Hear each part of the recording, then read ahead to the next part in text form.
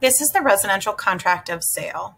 First thing I want to point out with like all contracts and agreements, you're not a lawyer, but this is a legally binding contract. If not understood, your client should seek competent legal advice. You can certainly answer questions about this document, but remember to make sure that your clients know if they have legal questions, they should contact a lawyer about the contract. That being said, reading this over and understanding what it says can be really helpful to you and to your client. Another thing I want to point out, this time is of the essence, I think can get ignored sometimes. This basically says that if you have specific dates of when you're going to do things and they don't happen, that someone can get out of it. The person who, the non-defaulting party has the opportunity to declare the contract null and void. So if you say you're going to apply for financing within so many days, you want to make sure you're doing that. So here, typical things you're going to expect to see in an offer: date of offer, who the seller or sellers, buyer or buyers. You're going to put in the property address. Here with the estate, you want to make sure that you are selecting whether they are, the property will be conveyed as fee simple or ground rent. Don't assume that what you see on Bright MLS is correct. Sometimes someone has lived in a house so long and they've never paid ground rent because it's not being collected, but it could still be subject to ground rent. So you really want to check SDAT, the deed. You want to make sure that you know if this property really is being conveyed in fee simple or with ground rent. And of course, if there's ground rent, you're filling in the amount here. If it's fee simple, that's not necessary. Putting in the purchase price, payment terms. We'll see here, you say that the buyer has delivered or will deliver within so many days of the contract acceptance, the initial deposit. So this is the initial EMD, earnest money deposit, that they are, they've said they're going to offer or put in. So you can put, check here, the amount in dollars here, words and numbers here. If they choose to do an additional deposit, that can go here. That's sometimes used, not often. This doesn't mean the down payment. This just means like if your client wanted to put, the house is $300,000, so they want to do $3,000 as initial EMD, but then 2 weeks later when their house sells, they'll put another $10,000 or something if they want to do that. All deposits will be held in escrow by, we typically recommend Keller Williams Legacy. It is, of course, up to the buyer. They can choose. Sometimes they choose a title company. We usually recommend that we hold on to it because there are certain protections we have through the Maryland Real Estate Commission as far as dispersing the deposit. And typically what you're going to select is a non-interest bearing account. If it's with us, it's definitely going to be a non-interest bearing account. Interest-bearing accounts usually cost more to set up than you will make in interest, so that's why typically that is not chosen. Date of settlement, of course, is a date that you and your client are going to talk about, potentially even bring in the listing agent to find a good date. You will see that you give a date, it says or sooner if agreed to in writing by the parties. You're going to select what financing your client is using. This will also mean that you're attaching the relevant addendum to what financing they are using. If they're doing cash, you can click over here, other, and type in cash. If they are using financing, so this is not for cash, but if they are using financing, you're going to say within how many days from contract acceptance that they will officially have a written application for financing. So this isn't that they have to have that financing in hand, but they are officially going to apply for it. I often see 3 days here. That's probably best practice, but really this could be anything. If it's too long, you might run into some questions from the listing agent about whether your client is serious, but however many days seems reasonable. The second blank then, if written financing is not obtained within a certain amount of days from the contract acceptance, the seller has options, right? So this first one is the when you're applying for that financial, that financing. The second block is when you're going to get that financing. Talk to the lender, see what's realistic. I've seen 21 days, I've seen 28, I've seen 30. Again, this is where your client's lender can be really helpful to let you know when they think your client could be approved and have that financing in hand.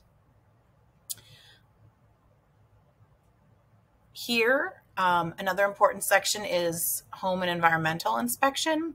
This is where you're going to want to have your buyer client initial whether they basically whether they want an inspection or not.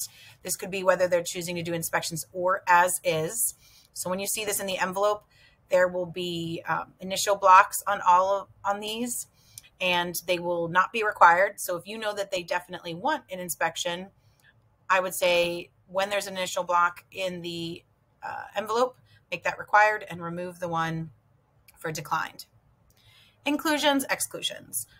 In the documents in Bright MLS, there should be an inclusions exclusions sheet. If not, you can ask the listing agent, but it should tell you which items are being conveyed with the house.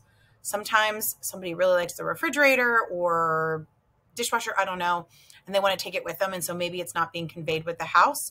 You want to know, and so you want to look at the inclusions exclusions that they filled out and probably put into the documents in Bright MLS and make sure that you are ticking them off appropriately and correctly. You don't want to say that they're getting a refrigerator if they're not. There's also a spot to type in inclusions and exclusions. Section 14 is basically saying who's going to pay the taxes if there are agriculturally assessed property.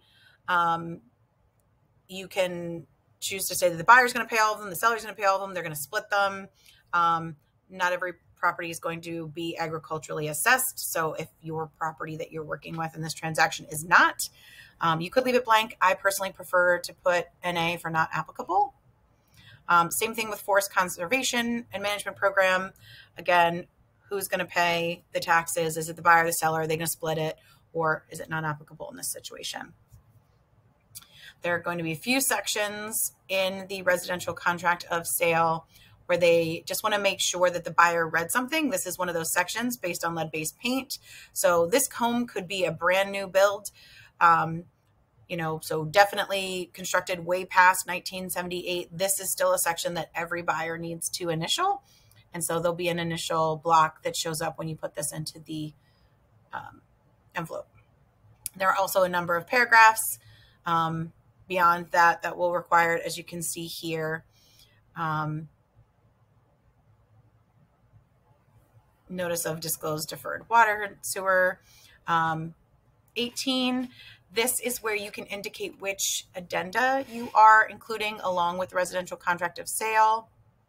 So if your client is choosing to do as is, you could select that. If there's a cash appraisal contingency, if there's a homeowners association notice that's signed off on, lead-based paint disclosures, purchase price escalation, property subject to ground rent, whichever are appropriate and applicable, you want to check these off. If there's other that aren't listed, you can always check this other and type those in, but you want to make sure that you're checking off which addenda are coming along with this residential contract of sale. Now are a bunch of paragraphs that they, of course, want to make sure that your client is aware of. And so it's a lot of things for them to read through and make sure that they understand. They don't have to initial as they go. They'll have it kind of at the end. You can also see there will be initials at the bottom of each page for your client. Goes through a lot of things. Again, not all of them will be applicable. You might be conveying in fee simple this property, or it may not have a homeowner association, but there's still a section here just to make sure that your client is aware should it be appropriate. So there's a lot of paragraphs that they have to read through. Again, if they have questions, you can kind of tell them generally what's going on in the paragraph, but really if they have big questions, they should be talking to a lawyer. Scrolling through. All right, electronic delivery. This is where it says you can deliver this electronically. You're going to have your buyer or buyers sign off.